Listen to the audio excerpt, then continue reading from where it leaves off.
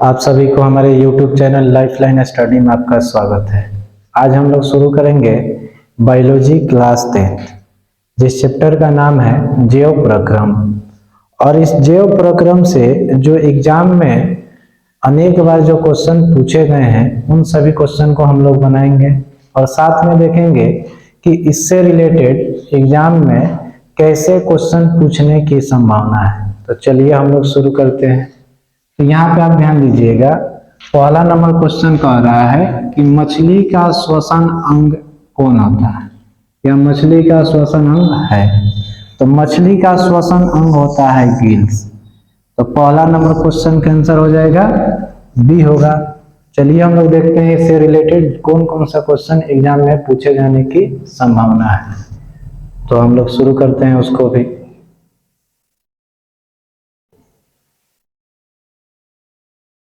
यहाँ पे ध्यान दीजिएगा, यहाँ पे कह रहा है कि मानव का श्वसन अंग क्या होता है। तो मानव का श्वसन अंग फेफड़ा होता है। केचुआ का श्वसन अंग क्या होता है, तो वह त्वचा होता है। और कॉकरोच का श्वसन अंग क्या होता है, तो ट्रेकिया होता है। और मेढक का श्वसन अंग क्या होता है, फेफड़ा और त्वचा होता है।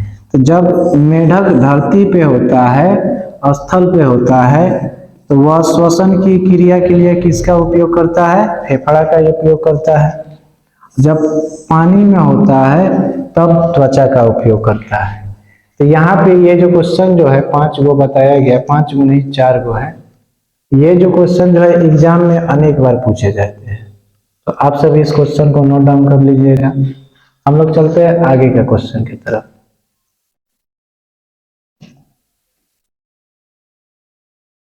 यहाँ पे देखिए क्वेश्चन नंबर दूसरा है ये। इसमें कह रहा है कि श्वसन के द्वारा बना ऊर्जा को किसमें मापा जाता है।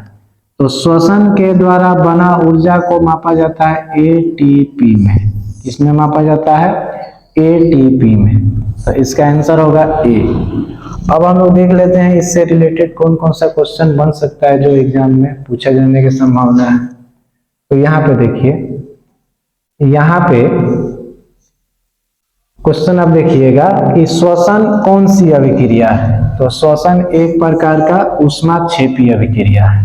एटीपी का पूरा नाम क्या होता है, तो एडिनोसिन ट्राइफॉस्फेट होता है।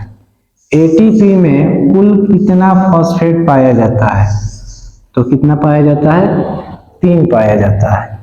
एटीपी को क्या कहा जाता है, तो एटीपी को हम लोग कहते हैं ऊर्जा का मुद्रा कहते हैं।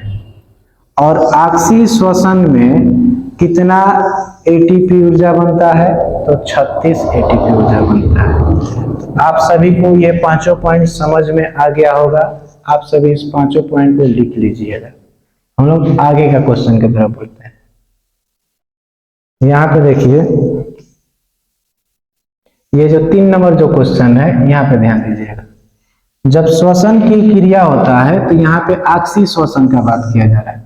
जब ऑक्सी श्वसन या श्वसन की क्रिया होता है तो उसमें अंतिम उत्पाद क्या होता है, तो अंतिम उत्पाद होता है CO2, H2O और ऊर्जा होता है। तो यहाँ पे देखिए ये जो डी नंबर जो है इसका आंसर सही है। तो चलिए हम लोग देख लेते हैं इससे रिलेटेड एग्जाम में कैसे कैसे प्रश्न पूछे जाते हैं। तो आइए शुरू करते हैं उसको भी। यहाँ पे देखिए, यहाँ पे अनाक्सी श्वसन में कुल कितना ऊर्जा बनता है, 2 एटीपी।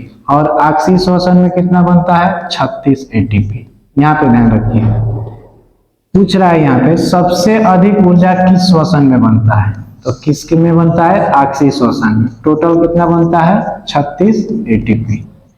मानव में ऑक्सी श्वसन कहाँ होता है, तो मानव में ऑक्सी श्वसन कहाँ होता है, माइटोकॉन्ड्रिया में होता है। और मानव में अनाक्सी श्वसन कहाँ होता है, तो कोशिका द्रव्य में होता है। अनाक्सी श्वसन किस में होता है, तो ईस्ट में होता है, जीवाणु में होता है। इसी में कौन सा श्वसन होता है, अनाक्सी श्वसन की क्रिया होता है। तो यहाँ पे ये जो 5 क्वेश्चन जो है एग्जाम में अनेक बार पूछे गए हैं और आगे भी एग्जाम में पूछने का क्या है, इस टाइप का क्वेश्चन का पूछने का संभावना है। तो चलिए हम लोग आगे के क्वेश्चन की तरफ देखते हैं। यहाँ पे क्वेश्चन कह रहा है कि कौन सी बीमारी श्वसन तंत्र से संबंधित है। तो इसमें से निमोनिया एक ऐसा बीमारी है जो किससे संबंधित है, श्वसन तंत्र से संबंधित है। तो 4 नंबर का आंसर होगा सी। अब हम लोग देख लेते हैं इससे रिलेटेड कौन कौन से क्वेश्चन एग्जाम में पूछे जाने की संभावना है। तो यहाँ पे ध्यान दीजिए, यहाँ पे देखिएगा कि जब ब्लड कम हो जाएगा या आरबीसी कम हो जाएगा या आयरन कम हो जाएगा, तो इससे होने वाला रोग को हम लोग क्या कहते हैं, एनीमिया कहते हैं। इंसुलिन की कमी से कौन सा रोग होता है, तो मधुमेह होता है। पौधा का श्वसन अंग क्या होता है, तो पत्ती में रंध्र पाया जाता है, वही होता है। रंध्र किस में पाया जाता है, तो सबको पता है कहाँ पाया जाता है, पत्ती में पाया जाता है। किस पौधा में रंध्र नहीं पाए जाते हैं, तो हाइड्रिला और वेलिस्नेरिया में नहीं पाया जाता है। ये मेनली रंध्र उसी में नहीं पाया जाता है जो जलीय पौधा होते हैं।